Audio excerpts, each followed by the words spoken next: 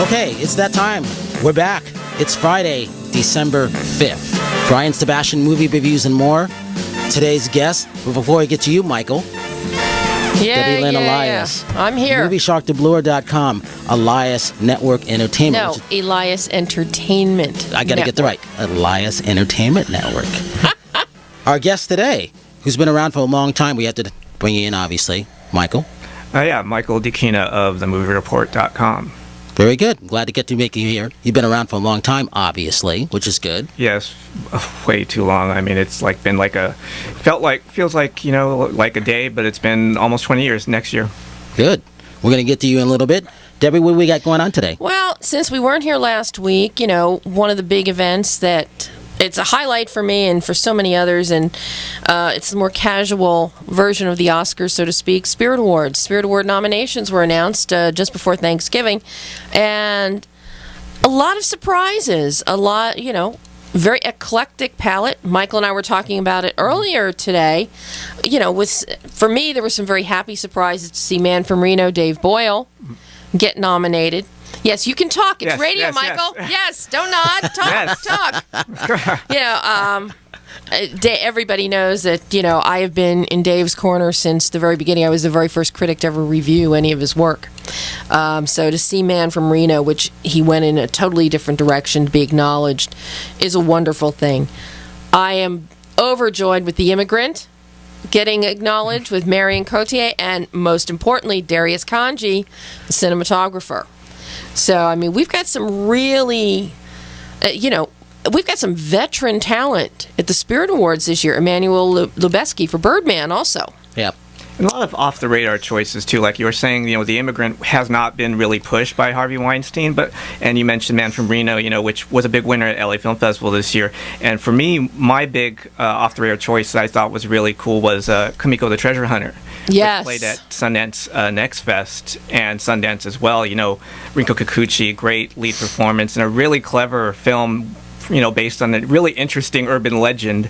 And I'm wondering when the release date on that is. Sometime next year, I suppose. I think so. One worth looking out for, Kumiko the Treasure Hunter. I'm not going to say what the urban legend is because that'll give away the entire thing. So. And that's part of the appeal, is it's such an unusual story and done in such a clever and interesting way with a great lead performance by Rinko Kikuchi. One of the really exciting nominations is All the Love for Nightcrawler. Yes. For Dan Gilroy, first feature screenplay.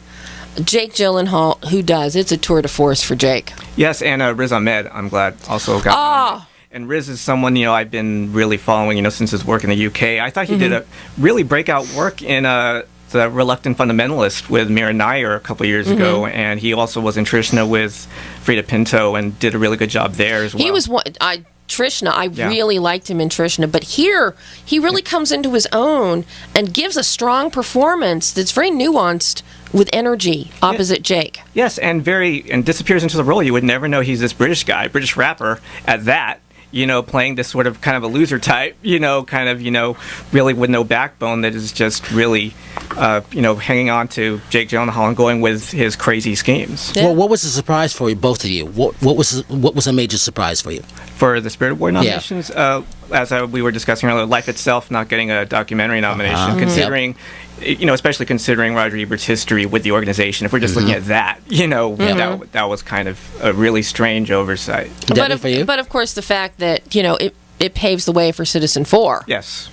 Which I think most of the film independent voters, I think that's the way that they're going to go. Or they may go for Salt of the Earth, Wim Wenders' documentary on Salgado. Yeah, I don't think it really would be as widely seen by that point. Because it's not coming out in general release till like April, if I'm not mistaken, and they only have the qualifying run that either is going to happen soon or not. Well, and the advantage with the Spirit Awards is all members will get the screeners so that they can watch the stuff in order to vote. Some of the biggest surprises for me, I think, is what was overlooked. Number one, Beyond the Lights. Executive produced by Stephanie Elaine, who is the executive director of the LA Film Festival. Totally shut out. It didn't do well at the box office either. I'm really disappointed. What an excellent movie it is, though. You liked it too, didn't you? Yes, I did, and I think it's I don't know. It's kind of a statement on way the media culture is, where Gugu Mbatha-Raw has had like a Jessica Chastain level breakout year. Of like, say, Jessica Chastain a couple of years ago when she was in Everything, had these great lead performances in Belle as well as Beyond Lights, two completely different roles, and just knocking them out of the park. And she hasn't really been getting the recognition for that, and these were high-profile roles. Maybe they haven't, performed as well as the box office, although Belle was a huge art house hit and was a very mainstream film, and then Beyond Lights was, the urban audience, and really doing a great job. And she's really not been getting any talk especially when a year that's so wide open. But, I'm also wondering with Beyond the Lights, which I happen to love, and, of course, my dear friend Tyler Christopher is in it. Nicholas Cassadine. Yes, and Tyler was kind enough to call in and do a lengthy interview on air with us opening day. But I think part of it could also be because of the way the media is portrayed, maybe not directly, but subvertively in how it promulgates and it pushes, and it really helps, with the catastrophes and the train wrecks that we see, like the Lindsay Lohans and the Amanda Bynes, and that is encompassed in Gugu's role here. That could be part of it. And and that was something I talked at length with Gina Prince Bythewood about when I interviewed her, which is how it was such a pretty bold statement about not only the music industry but entertainment in general, and how young females feel they need to commoditize themselves in this marketplace, to be in these boxes and create this sort of negative buzz to get any buzz, So the total omission of that was a surprise. Also a big surprise to me was the omission of Cesar Chavez. Yeah. Especially since Diego Luna and Rosario Dawson were announcing the nominations. Oh, sorry. No, I was going to say, typically it's an indicator of who's doing the announcing that with the Spirit Awards, that somebody's going to be, nominated. And Diego and I joked about that on the carpet, and he's like, got to investigate this. It's it's one of those great. It was one of those setup moments as you have. Like with any award show, actually, when you have the actor that's nominating this, announcing the SAG Awards, and there's that big setup moment, and Melissa McCarthy gets nominated for Mike and Mom, And I kept waiting for that yay moment, and it didn't come. I have to say, I'm also, going up against Man from Reno for the Cassavetes Award, which is, under $500,000 feature. Land Ho, one of the sleeper hits of the year. Yeah. I don't even know how it did in box office either, but another excellent movie. Yeah, a real surprise. I went in not knowing really what it was about, and it was a really, really sweet, really a crossover film, really. Very much so, and I'll be a good girl, and I will send a big shout out and lots of love to my friend Paul Einhorn, who just does a magnificent job in the film. And then Blue Ruin, which overlooked during the year. I'm so thrilled to have the Spirit Awards show a little love for Blue Ruin, because that truly an outstanding. And it got really resigned to the VOD pile, right? That's pretty much it. Yeah. But it's interesting because on the carpet I talked to Josh Welch, president of Film Independent, about it and about the eclectic choices and the diversity and some of the surprises. And here's what he had to say. I don't know if I was surprised by the nominations, but I love them. And I think one of the things that we look for in assembling the nominations is we don't just want to focus on the films that come out late in the year. We go back to the beginning of the year. We look at everything. And it's true, some films that come out early in the year are overlooked once award season comes. But to us, we're looking at the full 12 months. The other thing that we're looking for, we take, our rough budget cap for the Spirit Awards is $20 million. But we go all the way down to basically zero. And so we're looking for films that were made for a nickel, and we also are welcome films that were made for close to 20, and everything in between. And I think that kind of diversity really does represent the state of independent film today. There are lots of beautiful films being made for $100,000, but then you look at films at the higher budget end that still have that independent spirit. We want to honor both of them. But it still goes back to there's so many that are overlooked. And I've always, and we talked about this before, how many people are actually watching all these movies that we're all watching? I think it really boils down to that still. Well, with the Spirit Awards, because the nominations, you submit your film for consideration, just like you do with the Oscars. 341 films submitted for consideration. There is a nominating committee, panels. They view all 341 films. And from there, they cull it down before it goes out to the general membership to do for the voting process. So you didn't have to see it earlier in the year. If you're on the nominating committee, it's whoever submits. And a lot of filmmakers... It still goes to my point. How many of those people are really watching those movies? Not just 15 minutes, really watching those movies like we have to suffer through some bad movies. Because here you are, you're championing these movies. Knowing some of the people on the committee, and because it is film independent, they're not scrolling through them in 20 seconds. They are watching these films when they're culling them down. So, it's not like Academy voters who may pop it in the DVD or the Blu-ray and then walk away. At the nominating committee level, they are watching. If films are not considered, part of that falls on publicists and the filmmakers. The discussion that I had with Randall Battenkoff, as a matter of fact, the other week. Why did you not submit 37 A Final Promise for a Spirit Award? I forgot. That's not even an excuse. But this is what a lot of independent filmmakers, first-time filmmakers, they don't understand the process, which, again, is another key element as to why I encourage all filmmakers, especially first-time, set aside money for a publicist. Absolutely. And a publicist who knows the business. What was the old theory? Set aside $10,000 for whatever the case may be at the end, no matter what. Oh, I never heard that one. Yeah, I always heard that one. That's a new one for me. Yeah, and we've got quite a few films that are opening this week. A lot of small little gems. One I have to mention, it's a small section of the world. Did you get a chance to see that one, Mike? I did not see Small Section of the World. It's a wonderful documentary. It's by Leslie Chilcott, and it's about a group of women in a village in Costa Rica that develop their own coffee business. The film takes us through not only the coffee industry and how it's becoming a female-driven industry, but also how the women are being empowered and how they're passing it along to their daughters and their granddaughters. And it is just so inspirational on so many levels, as well as so educational about how the heck you make coffee. Yeah, there's like 3 movies. The other one is something about coffee. I haven't seen another coffee one. Yeah. But, a small section of the world. It's only in LA today. It goes national and on VOD December 16th. So it is a film that I hope people put on their radar. It's well worth the $6.99 for VOD. I agree. And it's, it's the kind of film, and it's beautifully lensed. You're in Costa Rica. We're in Italy. And Leslie brings in interviews with very strong females in the coffee industry and women who are modeling their own communities and coffee businesses over these women in Costa Rica, going into Sri Lanka and into Africa. So it's really, it's a side of the world. Everybody loves their Dunkin' Donuts coffee and their Starbucks coffee, but how do you get it? Absolutely. That's very, very important. When you see how it's done, it's very interesting. Yeah, how many people realize coffee actually comes from berries? And how many hands have actually touched that and go through all that? That was intriguing to me. Yes. So, and we now have our first call-in director today. I am thrilled about this one.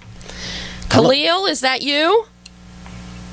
Yeah, I'm here. Hi, how you doing? Hey, Khalil, it's Debbie. How are you doing? Welcome.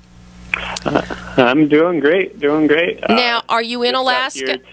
Are you in Alaska now? Yeah, just got into Anchorage late last night, around midnight last night. We got to our hotel, I guess. So, how cold is it? It's not too bad, actually. Everyone was kind of scaring us it was going to be super cold. I think, I don't know, it's around 30 degrees Fahrenheit right now. It's not terrible. That's not too bad.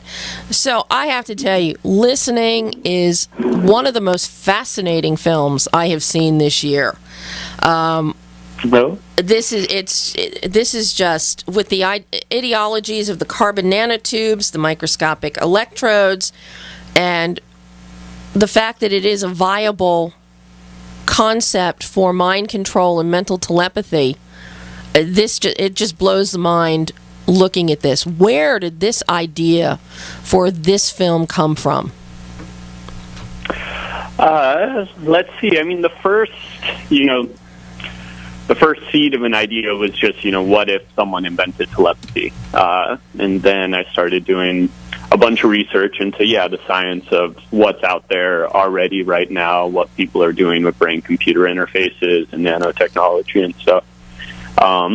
And then I really wanted to get into the implications of, living in a world where we can read each other's thoughts in terms of interpersonal relationships, with friends and family, and in terms of society at large, and then the government, and sort of using it all as a metaphor for, our relationship with communication and technology and how it's rapidly advancing, and every day we're given a new way to put our thoughts out there into the world faster than ever before with Facebook, Twitter, Instagram. Every day there's something new, and how that may or may not be making us better communicators, on a human level.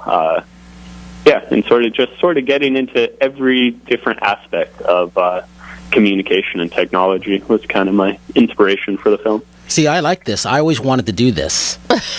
What is some of that? What did you? How did you come about putting this together, though? Because I'm intrigued by this. Putting together the film or the technology? No, just coming up with the whole concept of everything. Mm-hmm. I mean, for me, like, before I write any script, I spend weeks and weeks kind of just writing every idea I can possibly come up with, and once I have, over 100 ideas or so, I kind of pick, the best of the best to invest, the next. I mean, listening took me about a year to write, so it's kind of a big commitment to, like, invest that much time into something. So once this was kind of, chose this as the project I really wanted to dive into, then I spent about 2 to 3 months just doing nothing but research, I guess, into brain-computer interfaces and, electroencephalography, the way that we're able to plug our brains into computers and track electrodes firing in our brain and, see what that means, and all sorts of stuff's out there. There are video game controllers you can buy where you control video games with your mind, and one of the most interesting things for us was after we finished production, I had sort of theorized these two different fields of study, combining them, of nanotechnology and, these microscopic transistors that people were injecting into human cells, and then electroencephalography, where you're tracking just like 100 neurons. I was like, well, what if you could combine these and track hundreds of billions of neurons at the same time? Thinking it worked well for movie logic, but couldn't really work in real life. But then, after we finished production, scientists had done exactly that. We found some articles online where they had created nanotube electrodes and injected into the brains of lab rats and had them go through mazes. And when their brains were connected via a wire, they would make it through the mazes faster because they were sharing information. Well, now, I don't want people to be discouraged or turned off, because this is a very scientific film, and it is very cerebral with high intellect, because what you do is you take your visuals and you use your visuals.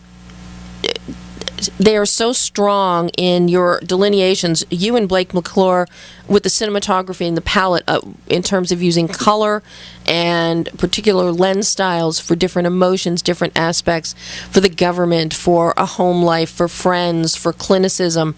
And then you add in this incredible Flickr 3D stereoscopic technology to really capture the whole concept of, mind reading.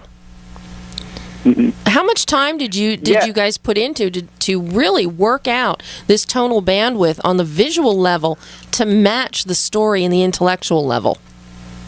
Mm-hmm. We were once I finished the script, we were prepping for about a year, really trying to make every creative decision we could in advance, and fleshing out the look of the film. And I I created kind of this master document that we were calling our director's book that, was hundreds of pages of just visual references and these different visual worlds we're talking about. And yeah, I really wanted to, all this technology and science stuff, that was sort of the background, and then I wanted to focus on the human story, and then using every tool at my disposal to, to tell the story. How do we tell the story with color? How do we tell the story with cinematography? How do we tell the story with costume design, with production design, with editing, music, on and on? And, so we created David, the main character, is a programmer.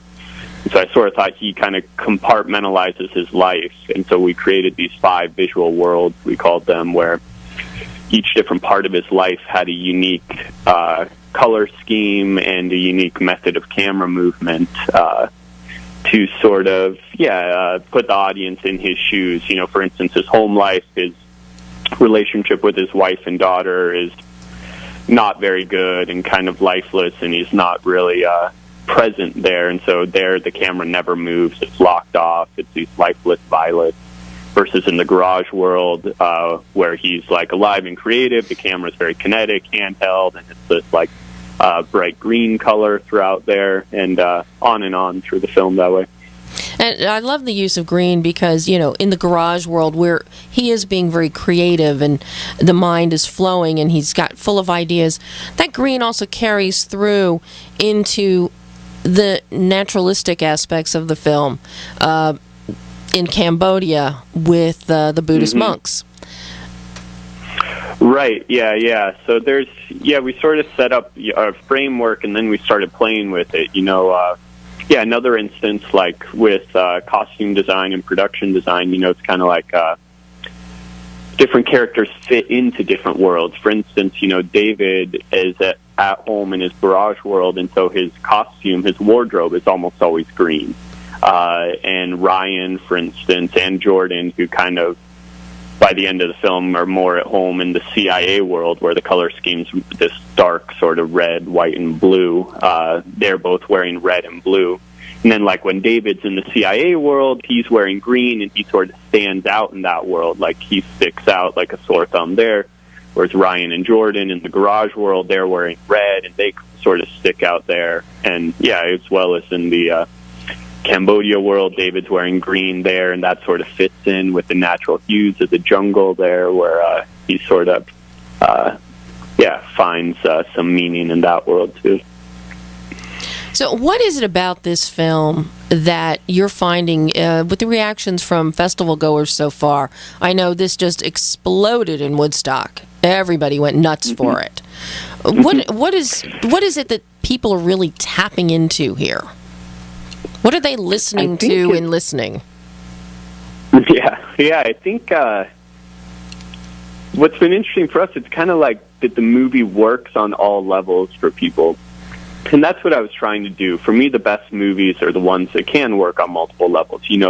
They're entertaining, thrilling, funny, exciting, but at the same time, they can be, have some sort of insight or say something about the world around us. And then maybe if you dig even deeper, you find some metaphorical meanings too. And so, I think audiences have both been reacting really well to, the filmmaking, and how we pulled this off as a small indie film, and as well as the story itself and how it's like fun and thrilling, but it's also, making them think a little bit about communication technology, the internet, and how we sort of deal with all these issues and privacy issues. That's something comes up with in the film, the government listening to our thoughts or listening to what we're posting online, stuff like that. Yeah, this takes Big Brother is Watching to a whole new level. Hey, Cleo, totally. What made you want to be a writer-director? What was one of a few movies that just did it for you? I always wanted to make movies growing up. I'm a big David Fincher fan, Christopher Nolan fan. For me, this film is kind of, like, I would look at other filmmakers' first films. I looked at, like, Pi, Darren Aronofsky's first movie, following Christopher Nolan's first movie. Primer, Shane Carruth's first movie. as far as this film, yeah, there's certain, kind of other first-time filmmakers I look at, even Martin Scorsese with Mean Streets, where he sort of goes all out with that. He, throws everything in the kitchen sink. What can we do with film to, make this movie cool and awesome? And that's really what I wanted to try to do with this, just come at it from every angle, throw every idea I could in there. Yeah. Well, I got to say, I find it very cool and very awesome. Thank you. So, what times and where are you screening at the Anchorage Film Festival this weekend? So we show tomorrow, 2 p.m., Saturday, 2 p.m. at the Alaska Experience Theater, and then Sunday night at the Beartooth Theater Pub at 8 p.m., which should be a fun time. I guess this is a cool, big theater where, they serve food and drinks and stuff while everyone watches the movie. It's supposed to be a cool place. Ooh. That sounds like fun. Yeah. Yeah, we're pretty excited. And where will the film go after Anchorage? So after this, we aren't really supposed to announce it yet, but in a couple days, I think they're going to announce we're going to be part of the Irvine Film Festival in the middle of January, 16th to the 22nd in Southern California. Very nice. Irvine's a lot different than being in Anchorage. That's for sure. Yeah, Go to Irvine. That's true. Yeah, every place we've been in Anchorage has been very different than St. Louis and different than Woodstock and upstate New York. It's been kind of nice, we're exploring the country, taking the film on tour. Khalil, thank you so much for calling in tonight. I know Annie's going to set up an interview for you and me outside of this to talk more in depth about the film. But this is, I hope the film plays well and as well in Anchorage as it's done so far. Thank you. Thanks, yeah. And look forward to talking more. Thanks, Khalil. Good luck, Leah. Thanks. Take care. I look forward to seeing this movie. I love stuff like this. It's amazing. And you haven't seen it yet either, I Mike. This isn't the first time I've heard about it, and it sounds really fascinating. It really is mind-blowing. The whole concept.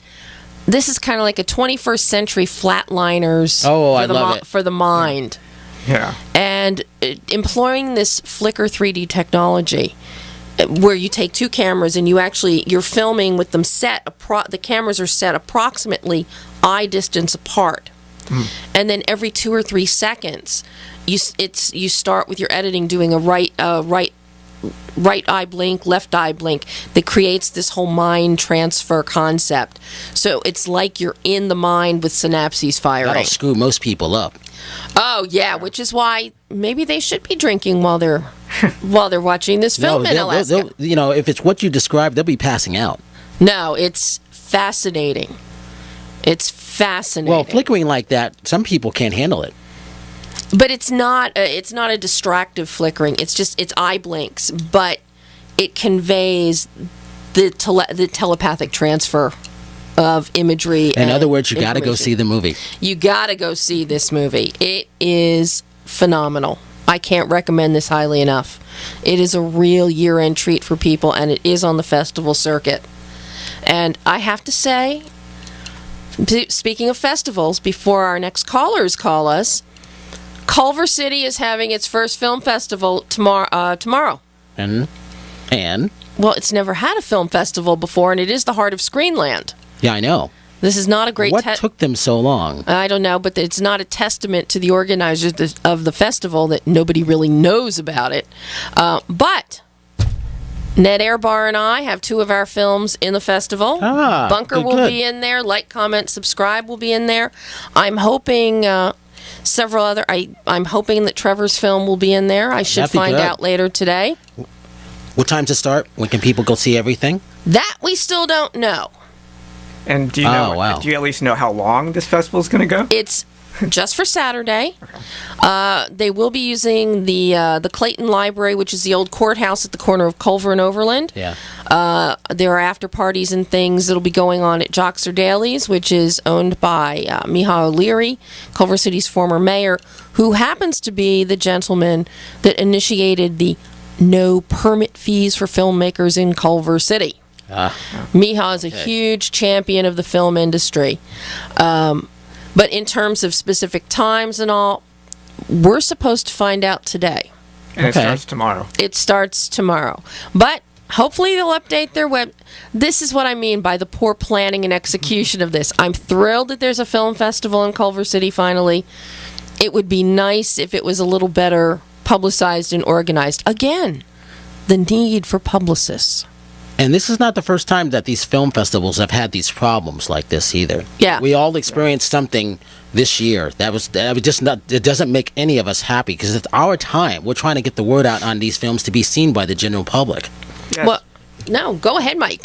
Yeah, I mean, there was just one recent one. I mean, where that At AFI. At AFI, yes. Let's not beat around the bush.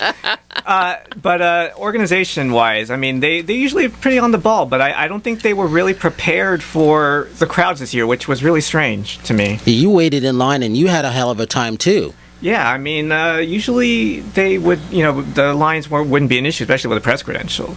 But I think for just even the smaller films, you had to be an hour in just to get in, especially with the screenings that were happening in the 100-seat theaters. And the press credentials really didn't do us any good at all because we're waiting in the general lines. Yeah. So, And he was pissed off because, he couldn't get any coffee. Yeah, I mean, there was, not to sound, a completely entitled media member, but usually You're entitled. There's usually, at least a media space that's always constantly open that at least gives you coffee. I mean, how are we going to watch, 5 movies in a row without some coffee intake? Something.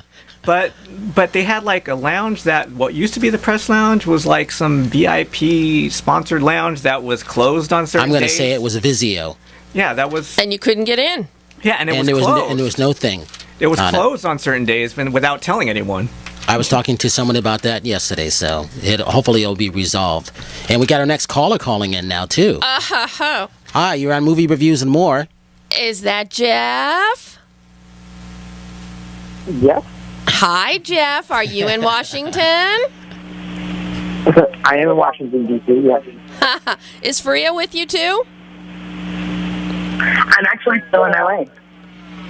Oh, my You goodness. sound like you're in a tunnel. Yeah. Did someone kidnap you? I'm sorry. No, just a regular old cell phone. Ah. That explains it.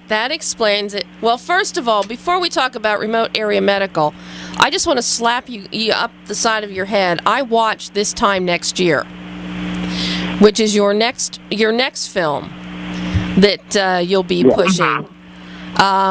Because you guys didn't tell me anything at all about it, so I did not know that this was about Hurricane Sandy and that you filmed it on Long Beach Island, my beloved beach haven. I know every grain of sand up and down Long Beach Island. I grew. Amazing. So, I mean, this is such a personal film, and for you to showcase the resilience and the beauty and the spirit of people down the shore, and staying away from the bigger issues at Seaside Heights with the pier and things like that got so much media attention. I am so in love with This Time Next Year. I can't tell you how much. Wow, thank you so much. So, now that I've gotten my plug for that, go ahead, Freya. I was going to say it speaks to how, loyal people are to that community. Because everywhere we go, every time that today there's somebody in the audience that says, I love Long Beach Island. I always go back every summer. It's that kind of a place. Yeah, I mean, if you're anywhere in Philadelphia, New Jersey area, you go to, Long Beach Island, Beach Haven, Ship Bottom, and you just go up and down. And to see this, and I have friends, one in particular, Rick Markowski, we've been friends since elementary school. He has a house right there on the beach and had to completely rebuild after Sandy. So for me, I know firsthand people that are there, and for you to go to those people, and especially to showcase somebody like Joe Mangina, who pretty much became the head of the START program. I mean, that is it's a testament. It's a testament that you found these people and that you showcase them. Oh, well, thanks. I mean, Joe is so amazing. We thought we were going to probably make a movie about some of the larger issues that you were talking about. But then as soon as we let go, which was literally the first or second day of shooting, we changed the movie entirely. So we want to see what Joe is up to. We want to spend a lot of time to see him. and his family. And we met a lot of the other people in the film through Joe in this kind of organic way. So, in some ways, it's not just Joe's story, because we have so many different people in it, but Joe became so crucial so fast, because you just have that sense, that chemistry, that just, this guy is, and his year is going to be something that we're really going to love at. And Joe is very much the lead-in to this time next year, much as the people are in Remote Area Medical, which opens today. You once again, you tap into to human nature, the human touch, and you let the audience connect to the people. And with Remote Area Medical, a lot of people here in Los Angeles, we were talking about the other day, they're familiar with these 3-day medical events that come into town, where here it's at the LA Convention Center, Long Beach Convention Center. But you chose to go into remote section Tennessee, use the NASCAR Speedway, and this is what you chose to film, the Remote Area Medical Team for the Reach Across America program. Yeah, I mean, Remote Area Medical really started our work in the U.S. going to rural areas, and they've had to expand urban areas also because the need is so great. Upsetting and shocking that even with the resources that we have in cities, the need is still there. That being said, if you live in a rural area, it's not just about the affordability of healthcare. It's also the fact that you may not have the gas money to drive 2 or 3 hours to the nearest doctor or take time off work. I mean, accessibility is an issue also. Well, and that's one of the things that you really capture quite well with the interviews and the testimonials from the patients as they're being treated. I mean, you have some very compelling people, and again, as we talked about, the fact you start with something everybody can relate to, dentistry and getting teeth pulled and the grin and bear it nature of it all, you reel us in at that moment, and we want to see what's going to happen with these people. Well, I mean, it's one of the things that we love about making documentaries, and I think we talked a little bit about this with Sketch, the idea that you can go into a place and, show something, capture something that happens and show it to people who were not there, and introduce people to the kind of folks that they might not necessarily have had a chance to meet. So many of the people who've seen this film around the country, they may never go to Bristol, Tennessee. They may never go to Mountain, Tennessee, and people who live there and hear directly what their stories are and their struggles are. But I think, we felt that by assembling the film in the way that we did, talking about some of the broader issues and struggles that we face, this is stuff that everybody can fight with. Taking care of your family, pride in yourself, how hard it is to find work, all of those things, everybody can empathize with that. We just need to, kind of assemble it and put it on screen. And it's one of the reasons why we tried to keep the film as much as possible out of the realm of policy, because it's stuff that, not everybody cares coming down in policy. As you know, not everybody totally understands policy, but everybody understands just the desire to care for families. And that's something that we feel like it's worth making something about. Well, and it's through showing the patients and the people and then all the volunteers that you really let the audience see for themselves the bigger issues at play about, okay, now we do have Obamacare, but still, even if we have Obamacare so people can get medical care, are there doctors, are there healthcare professionals who can provide it in these remote areas? As I had mentioned to you before, one of the most telling sequences, you have shots of some of our veterans. Veterans are not being cared for through the VA system, and they have to go to these remote area, these RAM weekends to get medical care. And it just really opens up people's eyes, and we see and feel what, our fellow Americans are feeling. Yeah, I mean, even with, the writing that we do, sometimes people will respond and say, oh, I thought everybody was taken care of. I thought that between charity, between emergency room and VA, everybody's taken care of. And I think there's still that, lack of awareness that for many, many, many people, it's just not enough. And, it's something that you let us see firsthand. And this is a documentary that every American needs to see, because this is happening right in our own back doors. Mm-hmm. Do you know, how wide is this opening today? Do you know how? Remote area medical, they operate all over the country. They operate in big cities. They operate in rural areas. They just did a clinic in Seattle that's welcoming like 3,000 people. They, as mentioned, big clinics in Los Angeles. They do, they're booked up solid for the next 2 or 3 years because there's just so much demand for their services. And it's great that they're out there, and we love the organization so much because it's unlike, they're so simple and they're so bare bones that there isn't that sense of, if you give money to RAND, you don't know where that money is going. Is it going to go to something like large bureaucracy? It's going to go to more fundraising efforts? It's going to go to lobbying activities in Washington? No, it just goes to care because that's just what they do. We love what they do, but we also, we feel like RAND that it would be great if somebody like the United States government could come in and put them out of business. Guys, I can't thank you enough for calling in today. I'm going to have our full interview out, later today, as well as a review. And again, Remote Area Medical, it is in theaters today. Everyone needs to see it. Thanks so much for having us. Thank you, guys. Appreciate it.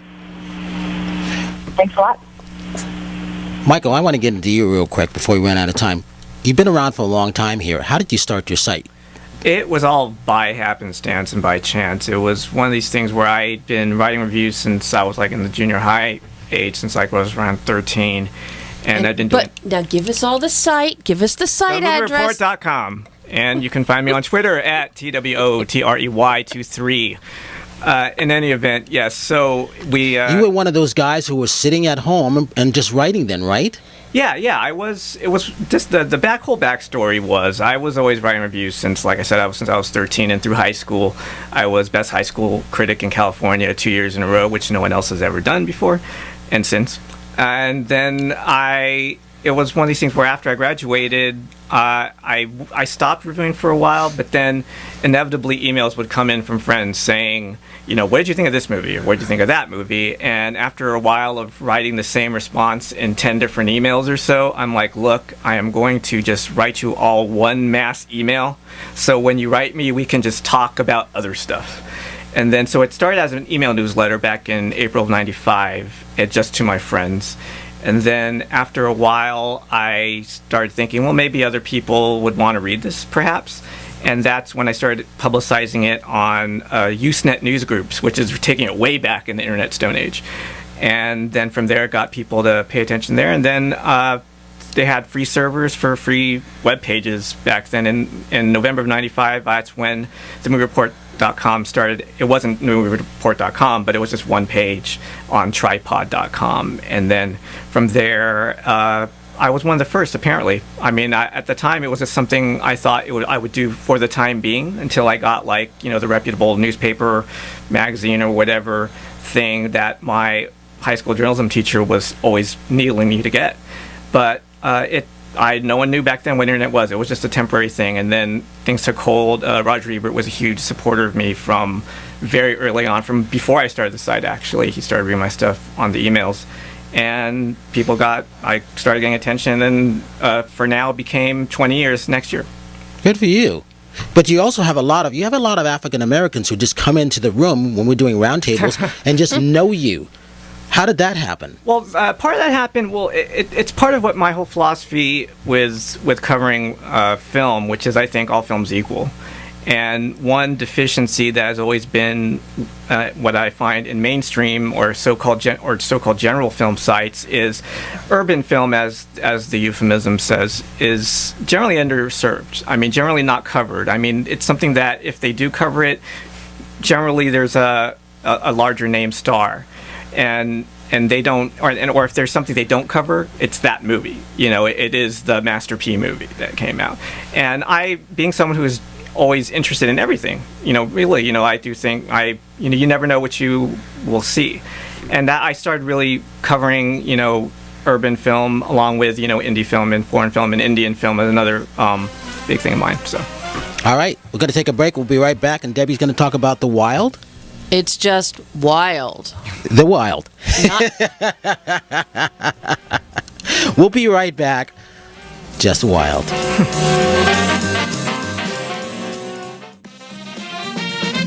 Hey, we're back. Movie reviews and more. Wild. Wild, yes. You've seen it. Yes, I have. And You have not seen it. no, I haven't seen it yet. All But I right. know all about it. What's going on? He doesn't know all Oh, about it. I do know about it. I do know about it. You have not been permitted to touch the visual aids, so therefore you have no backstory. I haven't touched anything yet. Yet. This is I think you'll agree with me, Mike. This is a great performance. Oh, yes. This is what Jean-Marc Vallée did with Matt McConaughey last year. Yes. He is with Dallas Buyers Club. Even more so, actually. Even more so, he's now done with Reese with Wild. I mean, this is just... It's an amazing story. The story of Cheryl Strayed, who essentially strayed in her life and went on a hike to rediscover herself when her life fell apart up through the Pacific Crest Trail. And this is her journey. And it's a hell of a journey. And once again, Jean-Marc teams up with Yves Bellinger as his cinematographer, using all natural light, trekking with backpacks of 40 and 50 pounds of equipment on them, which, when you see the film, you'll understand the horror and terror when you interview Jean-Marc and Yves about it, because they're up on the edges of cliffs filming a shoe being dropped a mile down below, leaning over the cliff. And you're just waiting for camera and people to go over it. I mean, it's technically, and the locations are beautiful. Yes. But it's Reese's performance that is, it is truly, I think, the best of her career. Yeah, definitely up there. I mean, really probably moving her in a new phase. I mean, beyond the America's Sweetheart. I mean, we haven't really seen her. I mean, I don't think people have really seen her as a fully grown woman, to be honest. True. Even when she won the Oscar, we still had that, young June Carter, baby June Carter. We haven't really seen her really dig deep, and something she's always displayed, since Man on the Moon back in the day. Yeah. And, and for those moviegoers who haven't seen it, me, what would get us to go out and see this? Is this important? The fact that it's a true life story. It is based on this woman and her personal journey. Very much like Tracks earlier this year, Mia Wasikowska, which that was just, I want to cross the Australian outback and desert. This was, I need to do this. Two different emotional driving forces. Both women, Mia and Reese, do exemplary jobs in both performances. But it's the heartache that we see and the healing that we see Reese bring to Cheryl, I think, that is really outstanding. Yeah, and I understand why you may think you know everything, because if you're looking at it from a plot standpoint, that is basically Reese Witherspoon walks the trail. Yeah. But, it's really more about, why she needs it and how she got to this point, how it was all she had left, basically. And she really makes, and she's always a very likable actress and really lets you in and really unguarded. And, I hate this whole cliche, I wear no makeup, therefore I act. But she really is a really bare, really raw, really naked performance. Very much so. Well, I like stuff like this, so I definitely will go and see it, because I enjoy this process. So. And and with Reese, it's interesting because she's got nude scenes, she's got drug scenes. Yeah. This is something we have not seen, and that she has had to sit down and address with her daughter. Yeah. Who was very funny because she told me, she said, well, it's not the fact I did it, it's the fact that, ooh, Mom, you did it. So, it touches a lot of really dark, emotional places in the life of anybody, but particularly in the life of women, and to find the fortitude and strength to go on. The shooting locations, they weren't able to shoot totally on the Pacific Crest Trail. They shot some scenes on it. Most of this was shot up in Oregon, and it's just stunning. It is, the panoramic vistas are just, you just want to look at them forever. It is the beauty that contrasts with the pain that she's going through.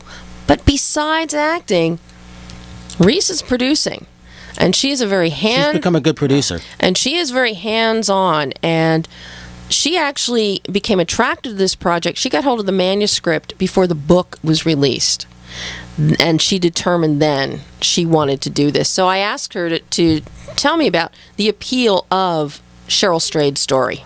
I just thought it was such an important story. It was one of the most profound books I'd ever read about dealing with loss and grief, and that idea that no one's coming to save you in your life. You have to save yourself.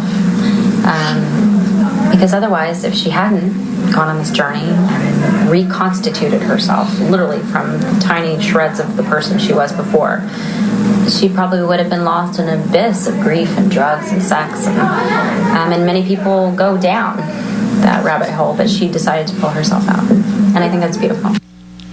And watching this emotional journey, it is very beautiful. And for people that don't know, or those that think they do know everything, this was Cheryl's original journey. It was a 94-day journey, 1,100 miles, with a backpack and nature. And a giant backpack. A giant backpack. It's its own character. It truly is. And the fact that they make light of it, because Cheryl, when I talked with Cheryl, I had to ask her, I said, because there are scenes in there which you got to lighten that load. And you start by, she's pulling out a camera. A little Instamatic camera is really not going to lighten your load that much. But it was true, in fact, that all of this stuff that a non-hiker just went to the store and bought, it was not needed. And she did have to lighten the pack, but the pack itself was hysterical, absolutely hysterical. And I think Nick Hornby, who wrote the adaptation, the screenplay, did an amazing job. And there was enough touch of a backstory. It wasn't too much. It was a flashback, and obviously, and also Laura Dern making her really small presence known that reverberates throughout the film. Laura Dern is, I would personally be pushing her for possibly a supporting actress role somewhere this year, because the field is very light. Yeah, in both. And she is she's larger than life with her joy for life as Cheryl's mother. I mean, it's a wonderful performance from Laura. And I think one of the strongest ones we've seen in a while from her. She hasn't really had a lot of opportunity lately. No, I mean, she was... Aside from TV. Well, and she was in When the Game Stands Tall. Yeah. Good movie. Very good movie. And, she was fine, but she really didn't get to express... Yeah. There wasn't much to life. work with there. Yeah. I mean, she was, loyal mother, wife, and she worked that as best she could. Yeah. But at the end of the day, there's only so much. But here, you really felt the ideal that Cheryl felt she needed to live up to, that she was never able to reach, and that she needed to find at least something similar to that for herself. And of course, I think the fact that Nick Hornby wrote the screenplay, because Nick writes female characters so well and with so much text and depth, texture and depth and education, fever pitch, strong female characters in there. Even when you go back to High Fidelity or About a Boy, the females, there is a strong female perspective and voice. We love that. You got to champion that. So, and of course, Wild merchandise is available all over in sporting goods stores across the United States. Are you a hiker too? Hell no. Whoops. I said the... Oh, no, please. But as far as your visual aids go, you forgot the Cliff Bars, the Wild Cliff Bars that have the sticker. I know. I didn't bring any. I don't eat healthy things. I do. He eats healthy things. I don't. But some of the stuff is very, very practical. Headlamps. Yeah. I love having that stuff is always good. It's always good to have the book. If people do nothing else, get the book, read the book, because Cheryl's story is amazing, and in many respects, it's a lot more graphic than the film is. I'm going to go see it. It opens today. Well, it actually opened on Wednesday. In limited In limited, but it's going to be expanding even wider. Yeah. As soon as the inevitable nominations come out throughout the next couple weeks. If we don't see Reese's name as a nominee, I think we should storm the Academy. I think it's pretty safe. I mean, we can put our torches and pitchforks away for now, at least as far as she's concerned. Yeah, I mean, we can go lay down in the middle of the freeway and close it down. Yeah. So. Your pick for this year. Any film that really stands out to you, real quick. Any film that really stands out. Or performance, Oscar-wise, coming up. Performance coming up. I mean, do I mean as far as award chances or stuff that Chances. Chances. That's a really good question. I mean, like we were talking about how this year is pretty much wide open in every respect, and a lot of the choices seem kind of almost like by default. You know, where it's like there are things that are strong enough that will get through. One thing as far as awards goes, I just saw Unbroken last night. I think that can be worked really well as far as to campaign. I see that as something that will probably, like, critics it's already kind of lukewarm right now, and I think it's going to stay that way. But it's something that I think will play to that voting audience. Give you a website? The Movie Report, themoviereport.com. The Movie Report. Yes. All 3 words. All 3 Deputy, words. what you got coming up? Culver City Film Festival tomorrow. Whatever that turns out to be. Good luck. I hope it works out well. We like Ned. I'm more curious about how this festival plays out, considering nobody seems to know anything about it. Yeah, but you got good luck going on your side, though, which is good. You got 2 guys there. Well, you know, who knows? So we got Culver City Film Festival tomorrow, and then next week is just... I will be at the premiere of Jenna Rollins' new movie on Tuesday night. I just interviewed Jenna yesterday, and it was a lovely, lovely reunion for us. And I'll have some of her words of wisdom when the film opens on the 12th. And it's called 6 Dance Lessons in 6 Weeks, correct? Yes, it is. And she got her footprints today. Today, as of right now, yes. I was invited, it's happening at this moment, 12 o'clock. I was invited to go, but because I was here, I could not go, but I will be at the premiere. It's a wonderful film, and I can't wait to talk about that in a couple weeks. And Dunkin' Donuts opens in your area Tuesday. Yes, 5560 East 7th Street in Long Beach, which is close to you. In the same city. In the same city, exactly. Hey, but I had to get that in, so... I love the way Michael... Yeah, I love the way that, you know, Brian always thinks that either he knows everything or just because it's in Long Beach, it's right near you. It's same area code, right? You know? It's all good. Well, that's a good thing. And, Juicy Couture, coming up in a couple weeks. I had fun talking with them, Pamela Levy and Gila Nash-Taylor. We'll talk to them sometime next year. But next week should be fun. We've got a lot of movies coming out next week. Yeah. A lot. We're getting the Oscar qualifying run in. Yeah. So, and there are some good ones. Julianne Moore, Still Alice is... Today, or is it today or next week? Today. Qualifying run is today. Yeah. It and starts you're going to today. see it Tuesday, and I might see it Tuesday, right? No, I've already seen it. Okay. I've seen it too. I'm going to see it Tuesday.